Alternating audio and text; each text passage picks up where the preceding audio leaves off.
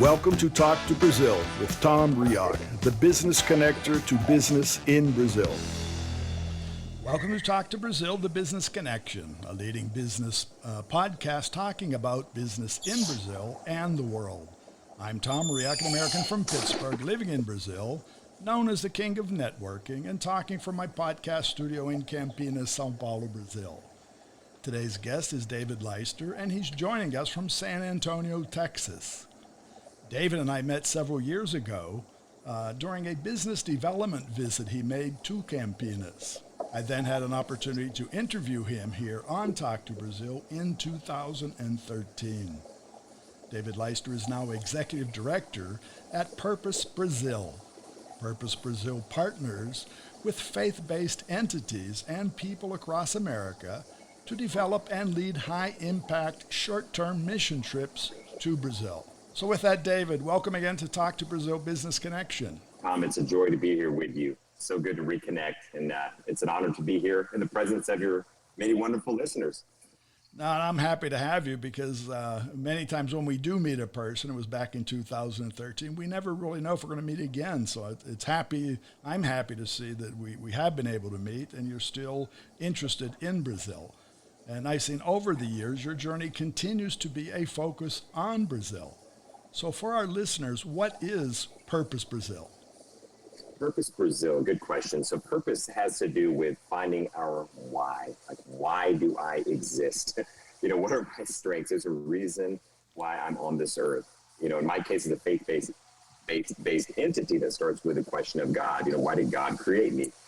And so being intentional about my life is so important, or anybody's life, finding out that purpose, that reason, and then living into our strengths, our capacity. So Purpose Brazil is because I see, over the years, I've seen so many amazing people just filled with potential throughout Brazil, really throughout the world, but Brazil, because Brazil's in my heart. I spent many years there, and such capacity for creativity, for growth, personal growth, economic growth, community growth, just so much beauty in Brazil. But I've seen so many people that just seem stuck, kind of like complaining about politics, complaining about life, or it's unfair, disadvantage.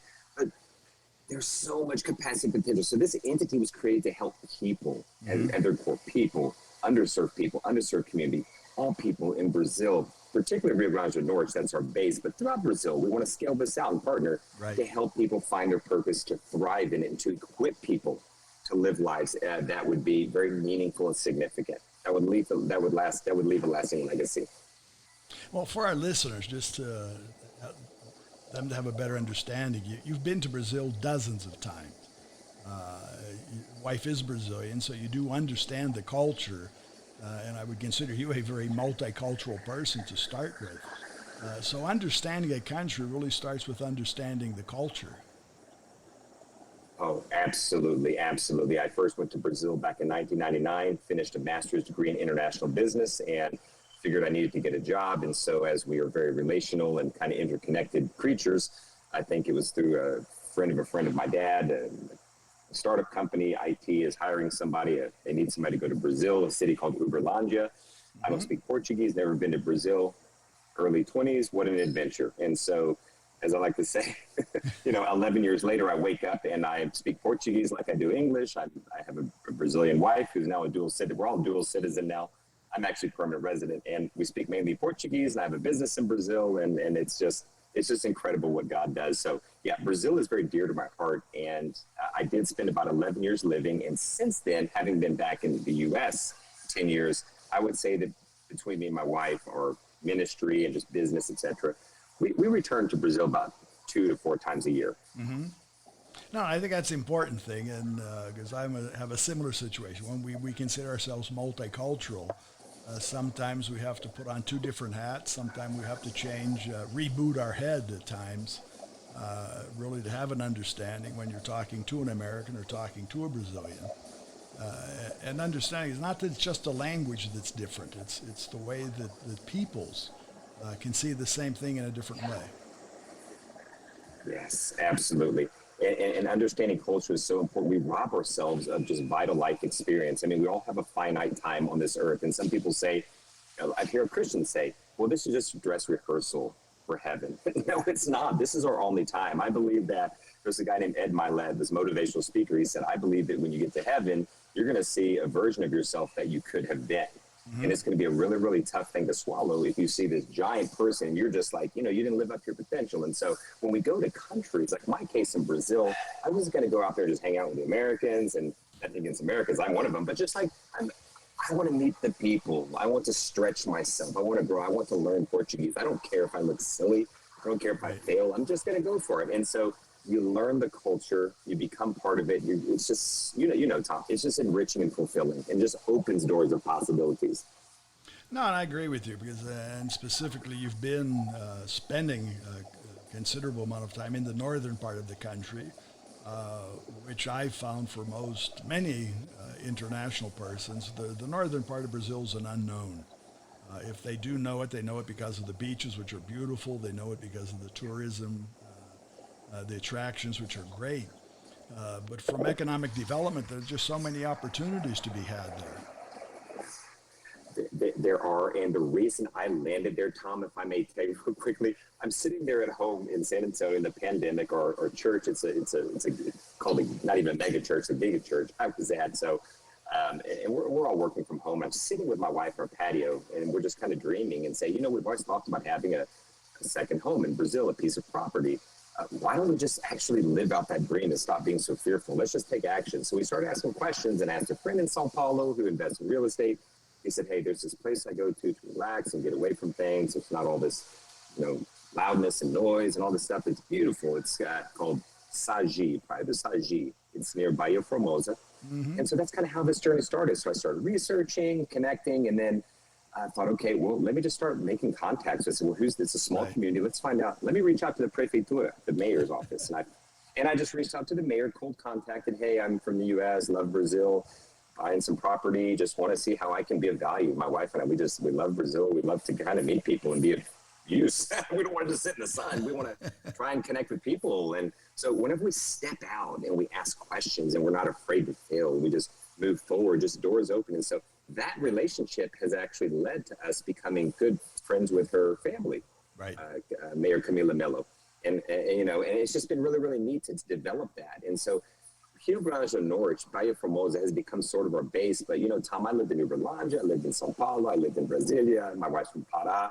So I'm kind of like a jack of all trades with Brazil. I kind of know all the accents. I've been called a Mineiricano, like a Mineiricano, I have a lot of Gaúcho friends here in San Antonio. It's just love the country, love the people, and love to step out and just kind of take a lot of initiative in building relationships. Public sector, private sector, you name it. Well, that's one of the things that I've defended and still do is networking, and everything is done through people. And I believe that. And the more people you know, one of the inhibitors, not only in Brazil, but many places, what I've found in terms of networking, people are sort of afraid to meet somebody they don't know. And culturally in Brazil, Brazilians tend to favor being presented to somebody new through another person. So that link has to be established here. And you've seen that, you've done that. But from being an American here like you, or a foreigner coming here, we're highly accepted. Brazilians are very receptive to persons coming, to different ideas. They're very innovative, they're very ambitious, and very creative. Extraordinarily. And I just encourage people, especially some of my friends in Brazil, some people who may struggle with sort of a self-perception, the root is a lot of it's self-confidence. And I've struggled with this myself. My propensity to please people or to, try to make so many friends and to listening to people who just slay dreams. And then time passes and you're kind of like, well, what have I really done with my life? And so, it's finding that purpose, why I'm here, what are my strengths? And so I would encourage people, you can be introverted, you can be extroverted. God made us to stretch ourselves. So you're not comfortable. Right. I tell my friends in Brazil, meeting people, take initiative, stretch yourself. You've got to get uncomfortable. Right. Otherwise you're like this, you're gonna be like a sailboat in a harbor. It's shiny, it's neat, it's beautiful, it's nice to look at, but inside of you, there's a storm in that sea. I'm supposed to sail that thing. I've never navigated it. I know I'm supposed to go there. You got to get that ship out there in the ocean. Maybe it's a confidence issue where I don't feel like networking. I don't feel like I have anything to say or to offer. Just go and do it. And you will cross the storm. You will land on the other side, and you will be a person who's grown and developed. So I just try to encourage my friends in Brazil, US or anywhere, find your purpose, play to your strengths. You got weaknesses. If you can't hire somebody to do something, like I'm weak at, analytical stuff and accounting and all that, I would go bankrupt left and right. So I have to hire somebody to do that. If you can't hire somebody, just do your best to focus on your strengths. Right. Well, I want to take your point that you mentioned about, weathering the storm. I recently read an article, I'm going to share that with you on LinkedIn, that a person said it's as difficult to weather the storm. It's as difficult to weather the calm sea as it is to weather the storm. And that's one of the things, the ups and downs here in Brazil is that many times worldwide we become complacent. When we reach a comfort level, we stop. And so sometimes we need a storm to agitate, to get things going again. We do. I'm a fan of John Maxwell. I'm actually a certified John Maxwell coach and team leader, trainer and teacher speaker. I did that just for my own personal development, not like for a side gig or anything. But one thing, John, he wrote a book called Failing Forward. He talks about, again, this whole concept of, to grow ourselves, we've got to get uncomfortable. And the storms in life, those are the opportunities for growth. Now, there's a lot of things we can't control, Tom. We can't control the economy. We can't control political corruption and so on. But what we can control is our attitude. Right. That is something we have free will, sovereign control of. I can see positivity or negativity. In the most dire circumstances, if I can find a little bit of light, a little hope, in my case, it's Jesus Christ. It's people around me who don't kill my dreams, but people who would encourage me and people who want to see me become the best version of David, and not just an average version because they're failing, because they're unsuccessful. Then you weather those storms and you push forward. You say, you know what? I'm going to get through this, and I'm going to become a better man or woman because of this. I'm going to become more gifted. I'm going to stretch. I'm going to grow. I'm going to become more resilient. And Brazilians are just innately this. They've gone through so much, and there's so much strength, I think, that's untapped. And Tom, if I can just say one more thing, and this is part of this Purpose Brazil and my mission, and I hear this from influencers in the evangelical church. They're like, Brazil is. People sometimes will ask me, well, how Brazil, you need mission. Brazil doesn't need missions like they hear the gospel. Brazil is actually what we call a sending nation. There's a lot of established. There's Catholic church, there's evangelical church. What we need is that unleashing of the self-confidence, because Brazil is the future to send the people out in the world to go to the places that are hard to get into, that Americans can't get into. They haven't been through those same battles. The Brazilians have. They've struggled through the economic issues. They've struggled through all these other things going on, maybe corruption or other things that happen in life. And so Brazilians are just survivors, resilient. They've got this innate joy. And I just love it. And I just want to, whatever I can do to be a person in our organization to add value to people, that's what we're all about, Tom. Right. Well, your focus too today then with Purpose Brazil is to attract more persons that's from the States or international, make them or help them become aware about Brazil as an opportunity.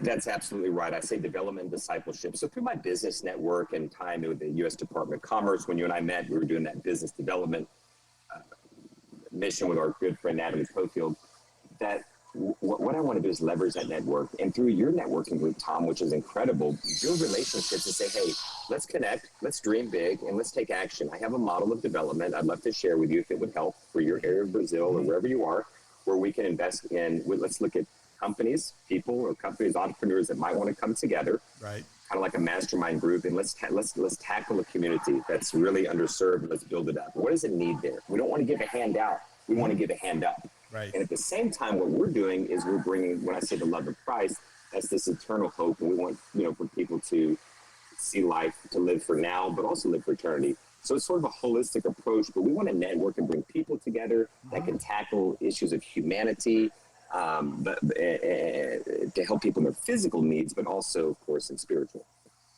Well, I agree with you. I can remember something that my mother used to teach me, and I believe in. She always say, well, when we come to challenges in life, should put it in God's hands. And I do that. But at the same time, I would think, well, sometimes God wants us to take those challenges by our hand.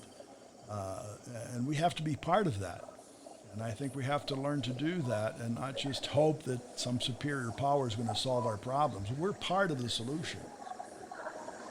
You're absolutely right. I think the most dangerous threat to the church and the world, not just Brazil, anywhere, is this prosperity gospel. It's this whole thing of where, hey, listen, God is like a vending machine. Just come into my church, follow me, I'm an influencer on social media, whatever. Just come here, listen to me. Maybe not directly asking for money, but indirectly, it's like, hey, bless me. And you're going to see all these riches pour out on you. That's not what it's about. If you look at God's son, Jesus, he was a carpenter. He lived in poverty. He suffered. He was scorned in his own hometown. Right. He was betrayed by those closest to him, and he hung on a cross. And he could have called it an army of angels. So if Jesus went through that, it's not for us to be fearful, because in him we can overcome everything. But life is going to be challenging. We have to understand that. And a lot of times I hear Brazilians saying, hey, I want to go to America and make some money and then come back and build a house. Like then other times people come to America and they find out, well, it's hard here too, because things are more expensive and all the other stuff. But, but if we would accept where we are, like God put me here, I'm from Rio Grande do Norte, for example, or, Bahia Formosa, and I'm a little surfer kid. and I'm dreaming of being the next Ítalo Ferreira, who's from there, the Olympic champion, world champion surfer. That's a long shot, and that's okay to have a dream, but be realistic. Let's embrace where we are. What is your culture? I'm from Bahia Formosa, who I am, and let's find out why I'm here and how I can be an influence serving others where I am. When we start to lead out serving people where we are, it's like this light comes on and just the growth happens and things just start to sort of fall into place, and not just, well, I'm just going to go to America, I'm just going to run away and someday have this great thing. You got to live now. We have to have an eye on the future. We got to make things happen now. Right. Well, and I agree, because we're just given one day at a time. We're not given tomorrow. We're given today. That's right. That's right. And that's a lot. Tom, I'm preaching to the choir. I'm looking in the mirror. I should be looking in the mirror saying this. I spent a lot of my life just basically living for tomorrow, just squandering and wasting the most precious, non-replenishable resource we have, that is our time. It's so precious.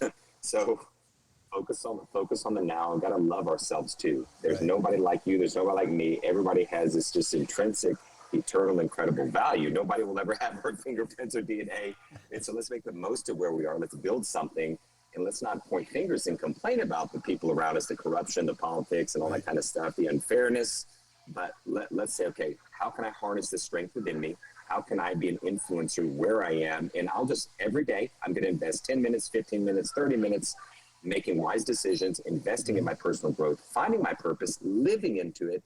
Right. And then just, you'll be able to look back one day, I've learned, and say, man, I got to this place here. How did it happen? Well, it happened because where you were, you made good decisions daily. Right. You had free will control over. You had a positive attitude, even in hard circumstances. You were intentional not to hang around with the negative voices. And so there's so much we can do when we shift our mindset. And I would love to help people, or my friends in Brazil, just to see life from that different angle of positivity, And what we need to do, and what you do, I learned this years ago as a public speaker.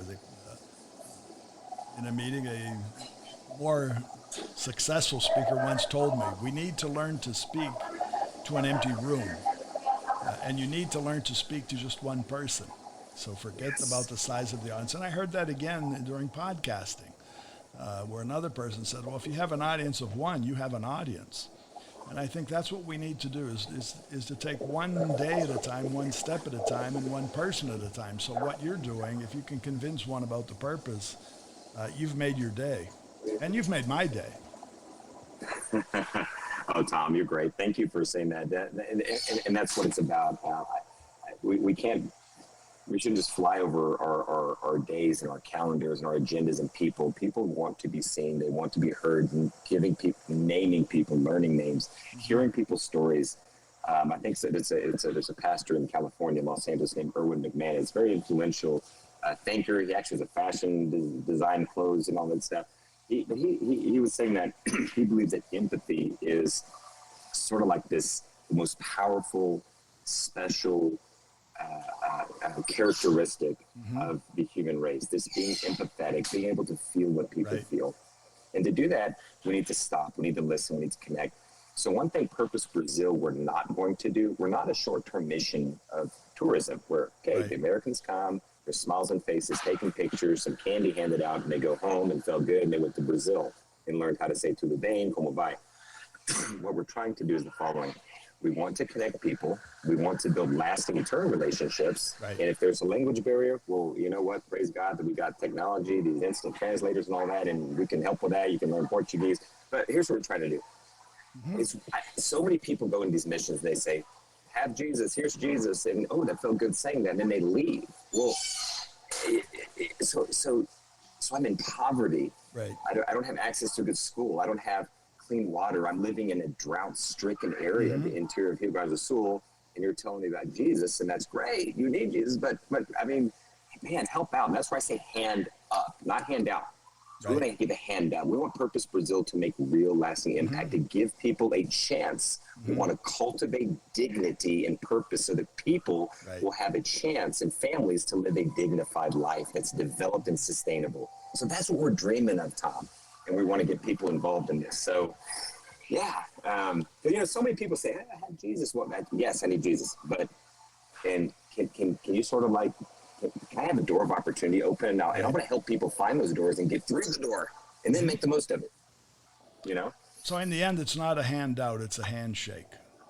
Handshake, I like it. That's better. I said hand up, handshake. Yes, sir. So, and I think that's it. And still shaking hands is important in Brazil. And I would think that if you can get people to shake hands, to look in each other's eyes, to see and appreciate each other's culture, those are certainly steps in the right direction. Absolutely. And Tom, I would encourage my friends in Brazil, the country I love so much, Brazilian people, like Brazilians readily, even people going through the biggest struggles in life, people with self-confidence issues readily will say that Brazil is maravilhoso. It's a marvelous country, great soccer team and all this other stuff. And they can fire off this list of great attributes of the country, and that's great. But I want you to also look within yourself as a Brazilian, as an individual, that you have such a beautiful story to tell. You have a strength or two or three that you have this like mix of strengths and uniqueness that nobody has and that the world desperately needs. Right. And it's all about attitude. It's all about making those decisions, those good habits in life, it just to flourish. And so the self-confidence, such a big thing about our ministry, helping people find that self-confidence for success. I agree with you. Many people tend to underestimate themselves. I think self-confidence is a key issue here. To believe that it can be done, to believe it can be better, and believe that it doesn't have to be the way it's been. I agree. And if we're not careful to guard our hearts and guard the voice around us, there's noise around us all the time, especially the social media pressures to be somebody we're not. And that kills our self-confidence. It squelches our passion. Just recently, I was talking to a person with good intentions, and we're looking at some sort of a partnership with some work in East Africa. We're doing some great development work. And was going to connect with a big investor. He said, hey, listen, I just wanted to give you some feedback on something. He said, you're so positive and encouraging, and that's great, but just be mindful that it can come off as maybe, kind of like shallow, or you might be hiding something. And I was kind of like, well, I appreciate feedback. I think we all need constructive feedback. We need to hear. If something doesn't go right, I want to find out why it didn't go right. So I want to learn from it. It's called failing forward. I walked away from that. My spirit was unquiet. And I was like, that didn't sit well. Not because I don't like feedback. I don't have anything to hide. But hey, if I can fine tune my message, I will. But I need to be careful that I take the goodness out of that message, but not let it hit my confidence and say, well, I better be more stoic, or I better be less enthusiastic. Otherwise, people might think, tune it out. Stay who you are. Stay true to who you are. Get better at it. Get better at your strengths. And then know how to filter out all the critical noise that's destructive around you, And connect to people, right? And connect to people and value people. If we have the attitude of serving people, Brazilians are so warm, they're so connected, they're so hospitable, they have so much love and joy. Use that joy to connect to people without wanting anything in return. Don't do a quid pro quo thing. If you just have an attitude of valuing others and serving others, just trust me on that. Do that for a season and get back with me and tell me what happens. And you watch how doors will open for you. Just serve people. Very good, David. Well, how can our listeners connect with you? Well, Tom, I think you have a link to purposebrazil.com, and now a little caveat there. You hear this all the time, but I really mean it. The website is a bit of a work in progress, but I believe when you have a dream, you push forward and you learn along the way, not just sit here and keep it. So go to Purpose Brazil. It's going to be continuously updated. Go to my LinkedIn, David Leister. They have that. And I just like to build relationships and get to know people, hear their story, and find out how I can help them, whether it's a Brazilian coming to America, America to Brazil, or anywhere in the world. Mm-hmm. Well, I see you are on Facebook, and that's Purpose Brazil. And on Instagram, also Purpose_Brazil, Brazil with a Z. And for our listeners, it's David Leister, it's D-A-V-I-D, and his last name, L-E-I-S-T-E-R. You'll find him on LinkedIn. Right, David? Tom, it's great. I really appreciate what you're doing. I never forgot you, Tom, because it's very rare to meet an American who just has, it's one thing to love Brazil, but you are Brazilian. I mean, you're a native speaker now, Portuguese. You've been there so long, and you're doing such a service to the the global community and connecting people like this. So thank you for all you do, Tom. Well, I want to thank you. Thank you for being back, and still remember when we did meet. But I think what we need to be is a believer. And everybody says, well, it's the country of the future. It is. And someday that future will be here. And I'm sure in the future, I hope to meet you again here. I believe we will. And the best days of Brazil are ahead. Believe that. Everybody's got to believe that and live that out. So, Tom, look forward to staying connected. Look forward to meeting your listeners. And however I just want to serve people. Whatever I can do to be of help, I'm here. And look forward to just building relationships and whatever I can do to serve you, Tom. Very good. Well, thanks again for your time and sharing. Okay, David? So grateful for you. Thank you, Tom. I'd like to thank you, our audience, and our sponsor, Focus MI Market Intelligence. Focus MI specializes in market research in the Brazilian agricultural market. More about them on their site, www.focusmi.com. All Talk to Brazil podcast shows can be found on major platforms: Spotify, Apple Podcasts, Google Podcasts, TuneIn, Amazon, Geo7, YouTube, and many others. Remember, when you talk to Tom, you talk to Brazil and the world. Goodbye, and thanks for listening. Thanks for listening to Tom Reaoch on Talk to Brazil, the business connector to Brazil.